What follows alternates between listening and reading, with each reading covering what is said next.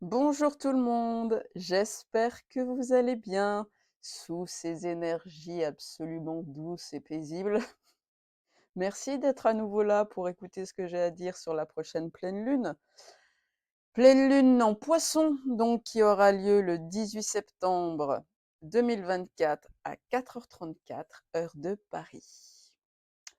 Alors, avant que je me balance dans l'analyse, comme d'habitude, je voulais vous remercier tous et toutes d'être ici, que vous soyez nouveaux ou anciens.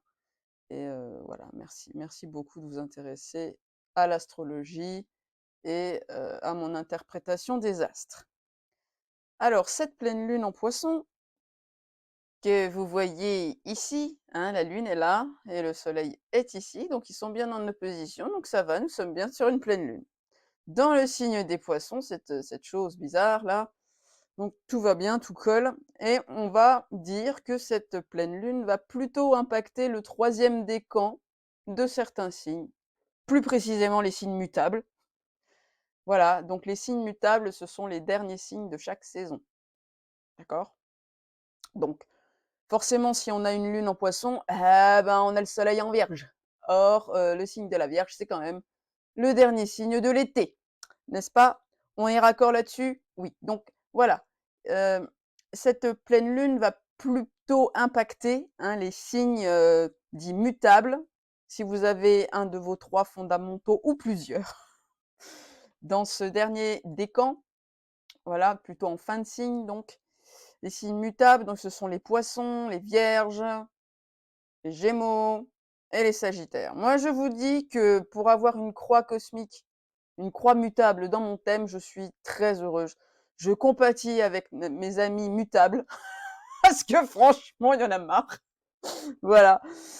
Ah là, petit coup de gueule de temps en temps, ça fait du bien des fois. Et les signes qui seront plus favorisés, bah, ce sera l'axe Cancer, Capricorne, ainsi que l'axe Taureau, Scorpion. Voilà, toute proportion gardée, bien évidemment.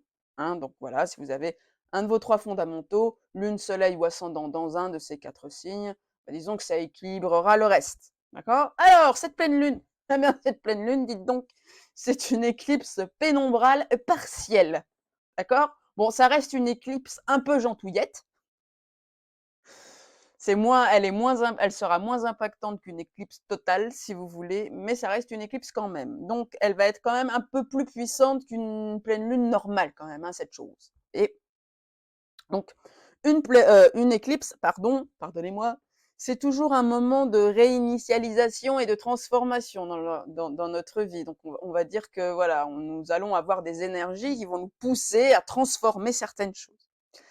Une éclipse aussi, ça peut révéler des vérités cachées, des schémas répétitifs, des prises de conscience importantes, quoi, pour nous pousser à aller de l'avant.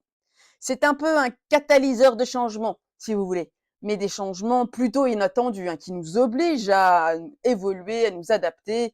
Eh bien oui, comme dit l'adage, hein, si l'univers ne nous bousculait pas, ben on changerait pas. Ben voilà. Donc cette pleine lune, qui est donc une éclipse, pourra nous un petit peu nous shake it, you know, shake it off. Oui, enfin, tu vois, shake your body, tu vois, ça pourra un peu te bousculer, quoi. Hein, on pourra tous être un petit peu tarbelés, comme on dit chez moi. Et du coup, ben, forcément, une éclipse avec tout ça, ça donne mine de rien, hein, c'est fait pour des opportunités de croissance, d'évolution, des portes qui se ferment, certes, mais aussi des nouvelles qui s'ouvrent. Et en plus de ça, ben, dites donc, la pleine lune du 18 octobre, bon, on arrive à l'automne, hein, quand même, elle est appelée la pleine lune de la récolte. Alors, on va récolter quoi? Des baffes ou des bons points? On ne sait pas, mais en tout cas, c'est de la pleine lune de la récolte. Donc, j'ai envie de vous dire, allons-y gaiement, nous verrons bien ce qui se passera. Alors, cette pleine lune en poisson, voilà, avec un maître d'ailleurs, un maître, hein, le maître des poissons, c'est Neptune qui est ici, et vous voyez le petit R qui est là, ça veut dire qu'il est en rétrogradation. Bon. Alors, avec un maître en rétrograde, ben, on va revoir des choses, forcément.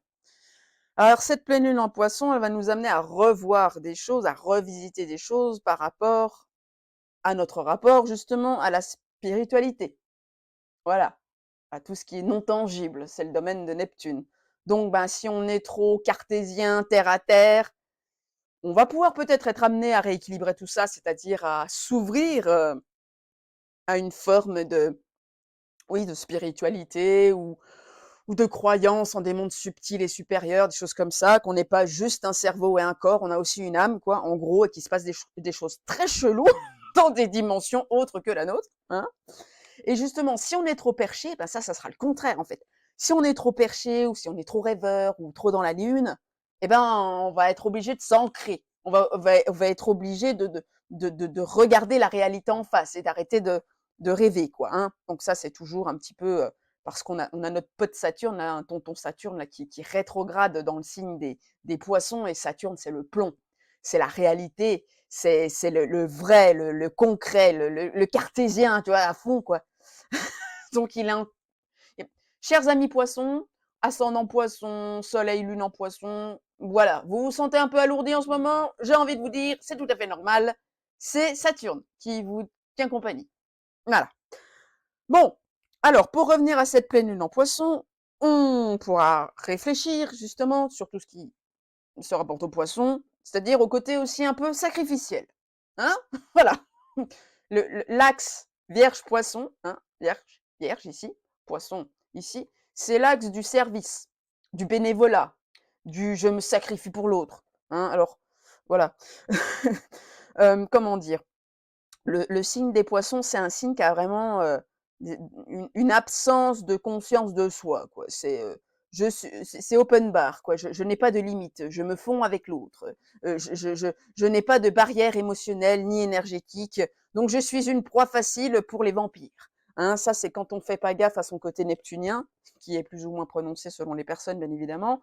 Donc là, on va peut-être être amené à y remédier à cela, à prendre conscience qu'on a aussi un champ énergétique et qu'il faut développer une certaine hygiène, puisqu'en face, nous avons le signe de la Vierge qui est très marqué par l'hygiène. Hein. Donc, on doit prendre compte des dimensions un petit peu plus subtiles, énergétiques, émotionnelles de la vie, de l'existence, pour sortir justement du côté martyr. Hein. Parce que justement, quand on est hypersensible au niveau énergétique, au niveau des empathes, hypersensible, et qu'on l'ignore, généralement, nous sommes une proie facile aux vampires, aux manipulateurs, aux pervers narcissiques. Donc, il faut vraiment, vraiment prendre conscience que il y a cette fragilité et il faut se blinder, quoi. Il faut se blinder au niveau énergétique, émotionnel, ça. Sinon, on se laisse trop polluer par tout ce qui est ambiant et on n'a plus de discernement et on devient manipulable et on devient une vraie girouette et influençable, etc. Et on se laisse mener dans des voies sans issue, voire dangereuses. Ensuite, Neptune, les poissons, tout ça, c'est aussi le côté un peu sauveur, parce qu'on veut que tout le monde soit bien. Hein. Neptune, c'est l'amour inconditionnel, c'est voilà, on vient en aide aux plus démunis, c'est vraiment la charité aussi. Donc on peut revoir un peu c'est un peu le complexe du sauveur quand même. Hein. Donc faut prendre conscience avec cette pleine lune là qu'on ne peut pas sauver quelqu'un qui ne veut pas être sauvé. Il faut déjà se sauver soi. La première personne à sauver, c'est soi. La première personne pour qui on doit se sacrifier, c'est soi-même, pour ensuite pouvoir être plus efficace vers les autres, pour les autres. Vous voyez. Alors, cette pleine lune, sur l'axe poisson-vierge, on a quand même le poisson qui est très spirituel, éthéré, rêveur, créatif, enfin voilà, c'est l'âme d'artiste, si vous voulez. Et la vierge qui est beaucoup plus pragmatique, le mental cerveau gauche, quoi. C'est un peu le signe des comptables, et des gens qui trient, qui aiment bien les documents, la paperasse administrative, tout ça. Enfin, c'est vachement cool, c'est trop bien, mais il en faut. Hein. Voilà, donc cette pleine lune, elle va vraiment nous obliger, enfin elle peut nous obliger en tout cas, à développer un meilleur équilibre entre notre cerveau droit et notre cerveau gauche. Hein, bah, c'est un peu ce que je vous disais tout à l'heure, entre le côté trop cartésien et trop perché. Il faut trouver un juste milieu, ou au moins un meilleur dialogue, favoriser un meilleur dialogue entre nos deux hémisphères. Voilà. Donc on peut être dans un truc, je sais pas moi, un emploi hyper voilà, chiffre, cartésien, rigoureux au niveau du mental, ben en fin de journée, on s'octroie une méditation, du yoga, voilà, des choses comme ça, où on va vers des choses un peu plus créatives aussi. Et si on est justement trop dans la créativité, le côté oui, ben il faut rééquilibrer avec une activité un peu plus cérébrale. Alors ça peut aussi passer à travers certaines activités physiques qui demandent une concentration au niveau du mental extrême. Hein. Donc voilà, bon, moi je parle souvent des arts martiaux, mais aussi ça peut être les échecs, hein, ou des choses comme ça. Vous voyez, il faut équilibrer, il faut apporter un peu de tout dans sa vie. Enfin, c'est ce que cette pleine lune peut nous encourager à faire. En tout cas, ensuite, nous devrons nous serons encouragés à prendre la responsabilité face à certaines addictions, hein. Ceux qui sont très marqués par Neptune de façon, on va dire, défavorable, ce sont des personnes qui peuvent avoir tendance à vouloir s'échapper de la réalité, et donc il est courant, hein, que les ascendants poissons plus, parce que l'ascendant détermine le maître du thème, donc la planète maîtresse de la personnalité. Et quand on est très, très, très neptunien, on peut vite virer dans toutes sortes d'addictions, particulièrement les produits qui vont altérer la conscience de la réalité, c'est-à-dire tout ce qui est médicaments, drogue, alcool, stupéfiants, enfin voilà, des choses comme ça. Voilà, pour toujours fuir la réalité, fuir la difficulté de la vie, toujours être un petit peu là-haut, dans un monde meilleur, quoi. Donc, avec une pleine lune en poisson, on pourrait mettre le doigt sur une nécessité de prendre en charge certaines choses, hein, si on se sent concerné. Voilà, où on pourrait être aidé à aider quelqu'un qui peut souffrir de ça. Voilà. Alors, c'est quand même, moi, ce que je vois dans cette pleine lune-là, c'est quand même une pleine lune de fin de cycle, hein. On arrive voilà, à un cycle ou à des cycles qui doivent prendre fin. Donc, il y a peut-être des fois des grosses pelotes à démêler, mais en tout cas, ça commence à sentir le bout du tunnel, vous voyez. Enfin, moi, c'est ce que je pressens de cette pleine lune. Alors après, c'est bien sûr à adapter à chacun, hein, dans vos parcours de vie respectifs, hein. Ça reste du général, là, hein, bien sûr, forcément. En tout cas, je pense qu'on va vraiment pouvoir, au moins comprendre qu'on doit dire au revoir à certaines choses. Alors pourquoi je vous parle d'une pleine lune de fin de cycle? Bah, déjà, c'est une pleine lune, hein. Donc une pleine lune, ben, c'est la phase entre la pleine lune et la nouvelle lune, donc forcément, on est sur une phase de décroissance. Donc il y a quelque chose qui doit, quelque part, mourir, même si c'est minime dans sa vie à chaque pleine lune. Voilà, il y a quelque chose qui est en décroissance et qui doit se terminer pour pouvoir accueillir les nouvelles énergies derrière. Ensuite, c'est une éclipse. Donc on a vu que les éclipses, c'était quand même des catalyseurs de changement, donc un peu de réinitialisation, de transformation. Donc forcément, si on transforme quelque chose, c'est qu'on dit au revoir à autre chose. Voilà, on passe un cap. C'est une pleine lune qui est en plus en Poisson, qui est le dernier signe du zodiaque. Bon, alors avant d'entamer un nouveau cycle en Bélier, hein, au point de vue des pleines lunes en tout cas, voilà, on passe par le dernier signe, c'est le dernier. C'est un signe, encore une fois, mutable. Les signes mutables, ça donne une énergie de dissolution de ce qui ne sert plus, hein, pour aller vers le signe cardinal qui va amener un renouveau. D'accord? Donc on accepte en signe mutable, alors que le signe fixe, lui, il s'accroche, il s'accroche à tout ce qu'il peut pour pas laisser partir. Le signe mutable, voilà, c'est des signes un peu bornés, hein, les signes fixes, mais faut aussi dans la vie, il faut aussi avoir une certaine faire preuve en tout cas d'un truc un peu tête de con, hein, parfois, pour un peu résilient aussi, hein, voilà. Mais sur du signe mutable, on doit apprendre à lâcher, à dire au revoir. Alors que voilà, ça peut être difficile parfois, mais c'est nécessaire pour laisser rentrer du nouveau dans sa vie. C'est vraiment la vibe, hein.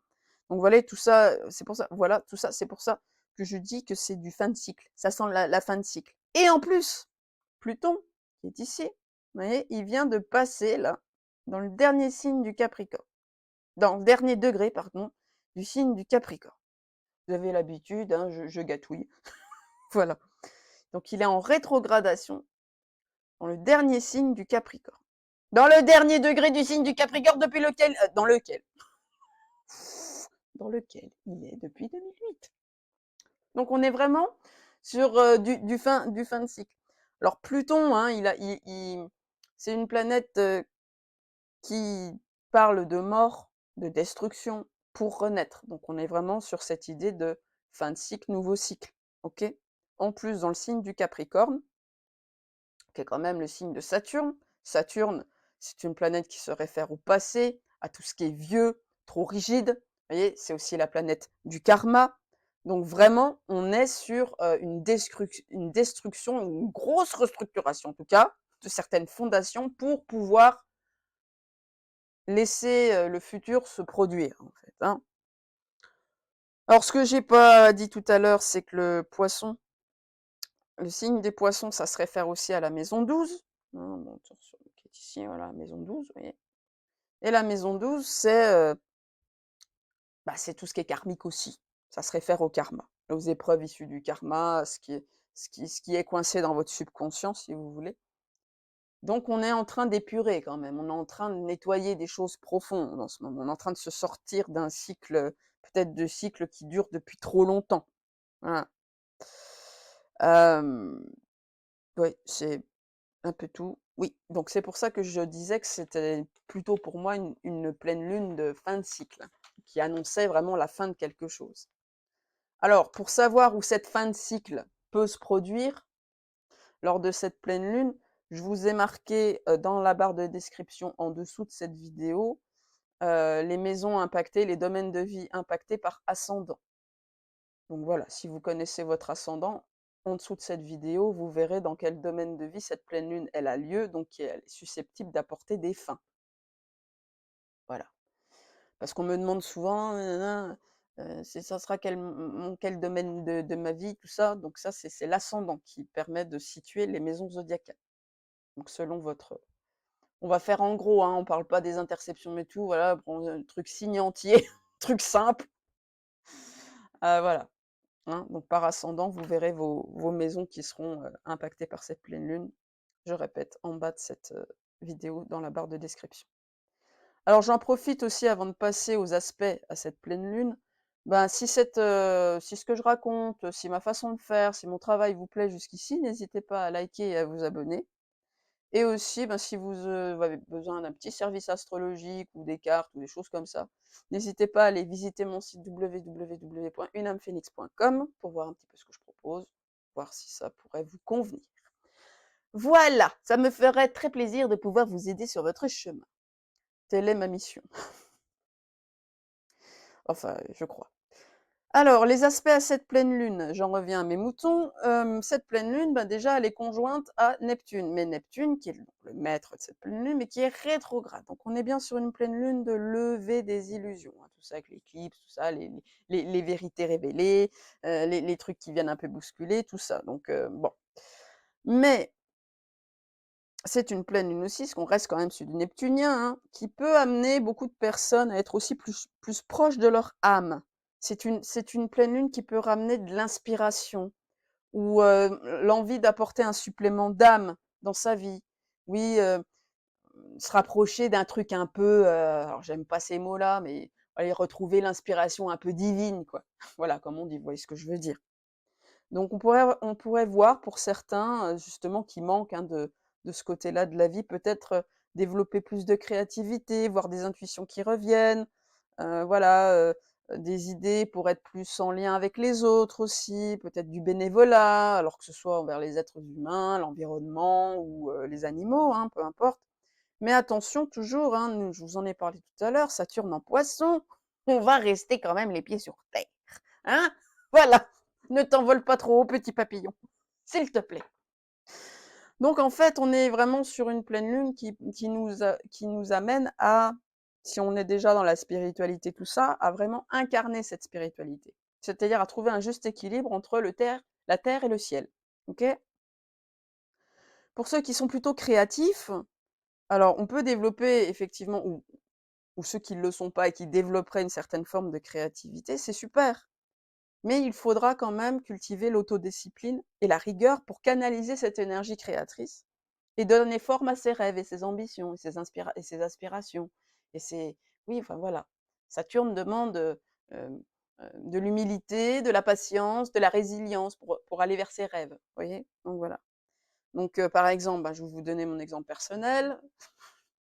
Enfin, j'ai ouvert mon cabinet perso où je reçois les gens pour faire de la kinésiologie, de l'astrologie, tout ça, voilà, bon, voilà. Mais ça, c'était un de mes rêves, voilà, mais j'ai dû me coller, bien sûr, comme tout le monde qui s'installe, toute la paperasse administrative, les règles, les lois, les machins, les trucs, enfin voilà, quoi, le truc chiant, mais au moins, t'es d'équerre et puis après, voilà, ça peut bien, bien pousser. Oui, faut concilier les deux. Il y a le côté inspiration, vraiment envie, waouh, j'ai envie de faire ça et tout, ça m'inspire et tout. puis il y a le truc dégueulasse derrière qu'il faut se taper parce que c'est comme ça, mais en même temps ça ancre. Vous voyez? Vous avez compris le truc, je présume. Alors c'est vrai que lors de cette pleine lune, donc dans les 15 jours qui vont arriver, hein, à divers degrés bien sûr, il faudra faire gaffe quand même à une baisse de forme, hein. Une baisse de forme, bon, bah, déjà l'automne arrive, hein, donc c'est vrai que pour certains, l'automne, c'est toujours un peu, voilà, une résurgence, un peu d'état dépressif ou tout ça, hein, c'est une mi-saison, donc bon. Mais pourquoi je vous dis ça? Parce que, ben, forcément, avec Neptune conjoint à la Lune, on a Neptune opposé Soleil. Et un aspect négatif, enfin, tendu, on va dire, entre le Soleil et Neptune, Soleil, c'est quand même la vitalité, hein. Ben, on a un peu une énergie, en berne quoi, en baisse quoi. On a un peu la flemme, on procrastine, voilà, avec une impression de brouillard, on sait pas trop où on doit aller, voilà. Bon, bah, c'est encore, on est un peu confus encore, hein, voilà. En plus de ça, Mercure qui est reparti en marche directe, qui est une planète qui donne du mouvement dans la vie, c'est Hermès, hein, c'est le messager, c'est ce qui régit tous les déplacements, les voitures, la pensée aussi, hein, Mercure, hein, tout ça. Enfin oui, c'est la planète du mental, quoi. Voyez, donc pensée analytique, en signe de la Vierge, ben là, il se tape une opposition à Saturne, quoi. Donc c'est pareil, hein, Saturne opposé Mercure, ben ça peut emmener un spleen, l'impression que ça va pas assez vite, des soucis au niveau aussi administratif, hein, puisqu'on a Mercure qui est quand même, voilà, ça c'est un placement très administratif, des retards, des petits emmerdes, enfin des trucs qui nous font pas plaisir. Voilà, on pourra avoir l'impression que la vie ne bouge pas, que ça stagne, un côté un peu pensée négative, pessimisme et tout.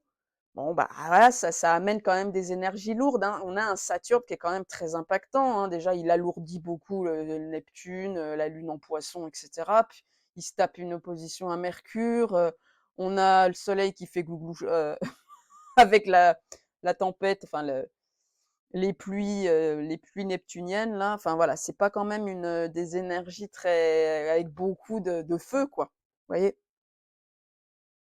Et puis il faut pas oublier que toutes les planètes lourdes ou presque, ouais, enfin, on va dire les planètes les plus lourdes en tout cas, Uranus, Neptune, Saturne, Pluton sont en rétrogradation. Donc ils pédalent mais à reculons. Vous voyez? Donc heu, donc c'est vrai que, bon, particulièrement pour les ascendants Scorpion, Capricorne, Poisson, Verseau pour l'instant, vous pouvez, bah oui, vous avez votre maître d'ascendant qui est en rétrogradation, donc forcément, ça bouge moins vite qu'à l'habitude, quoi. Donc c'est pénible, on est d'accord. Mais avec un Saturne opposé Mercure, j'en reviens à ça, on pourra aussi beaucoup ressasser le passé. Avoir des peurs que, par exemple, le passé se reproduise. On pourra avoir l'impression d'être embourbé, que ça stagne. Mercure étant la planète aussi du cercle social, des amis, des fréquentations, tout ça, on pourra avoir soit envie de s'isoler, soit avoir l'impression qu'on est mis sous une cloche, hein. Donc un transit saturnien, quand même, ça nous oblige, comme je vous disais, à développer la patience, la résilience. Mais avec une opposition à Mercure, on va nous demander de prendre soin de notre mental, c'est-à-dire de travailler sur les pensées négatives. C'est pas que notre mental, il nous fait suer, c'est que lui aussi, il faut qu'on s'en occupe, en fait. Donc voilà, peut-être faire de la reprogrammation positive, se diriger peut-être vers l'hypnose ou une psychothérapie ou des choses comme ça, voilà, pour permettre au mental d'être positif. Alors ce que je veux vous dire aussi tant que j'y pense, les signes mutables, là, ils se tapent un carré ou une opposition ou une conjonction à Saturne. Donc tout ce qui est Vierge, Sagittaire, Poisson, et Gémeaux, en ce moment, ça peut être un peu difficile. Surtout si vous avez des planètes personnelles, donc Lune, Mercure, Mars, Soleil, voilà, dans ascendant, bien sûr.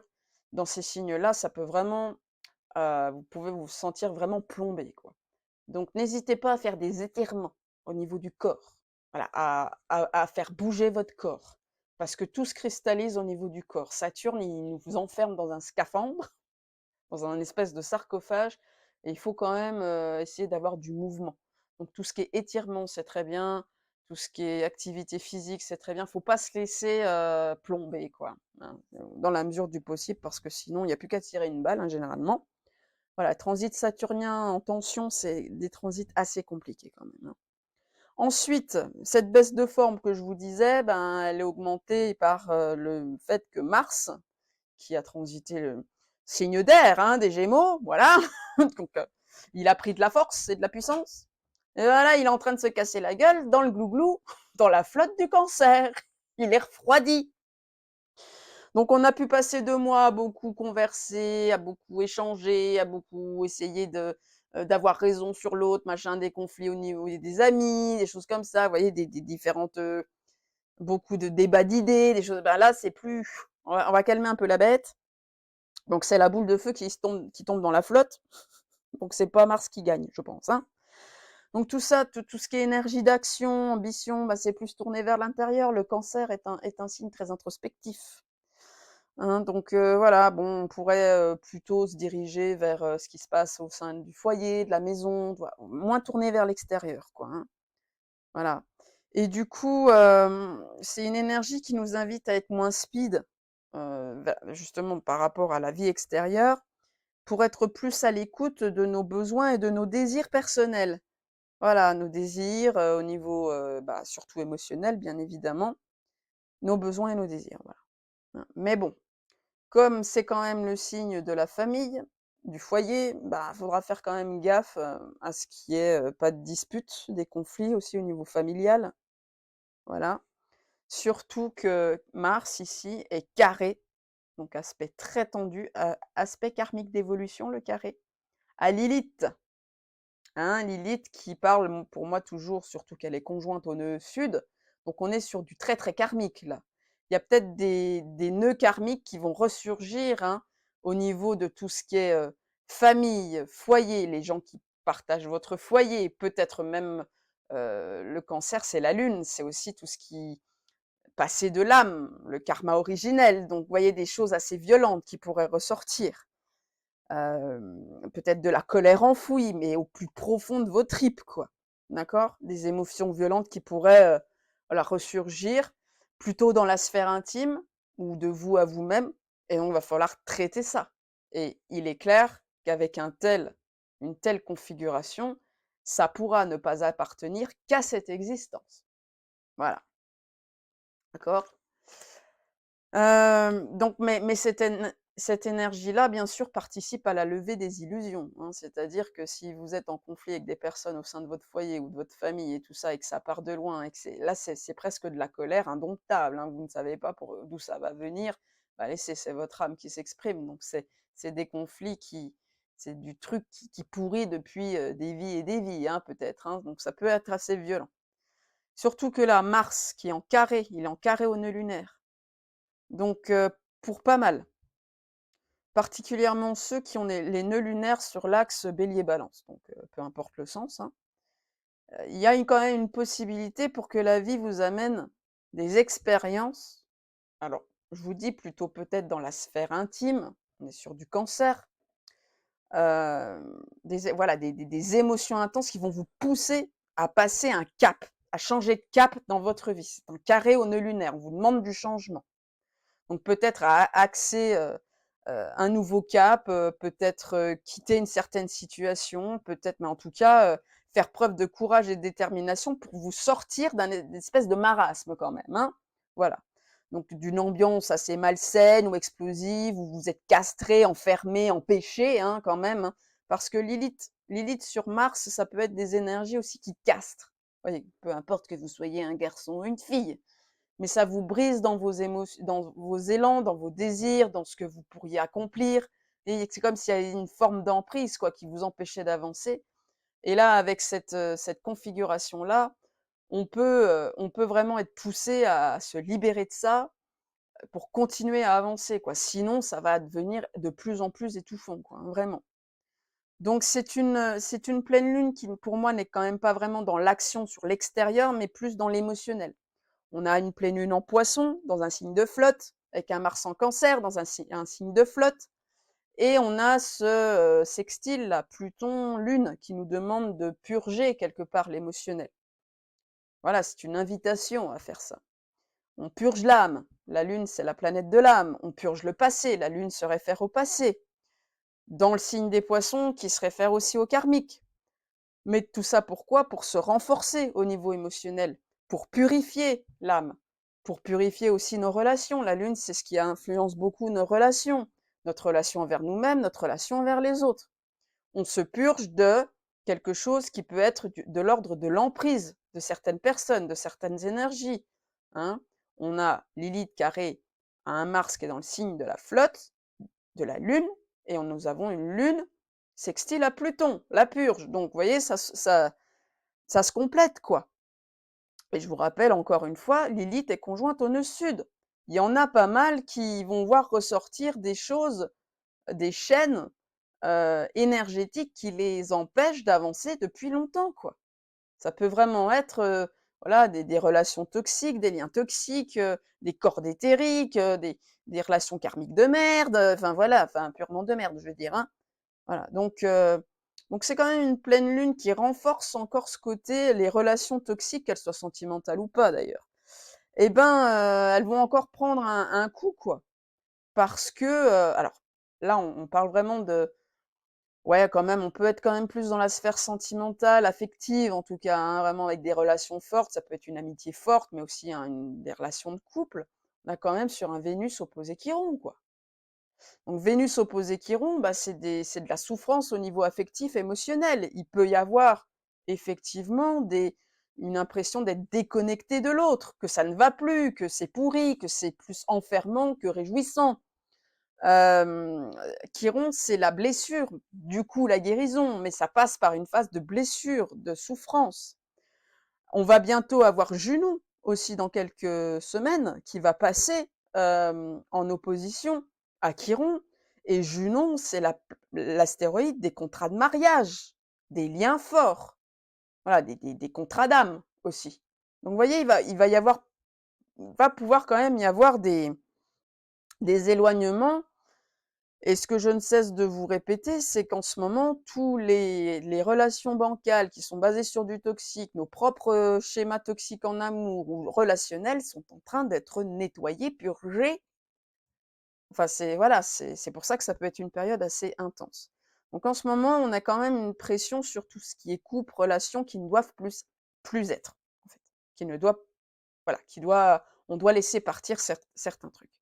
Et l'heure, elle est à la libération.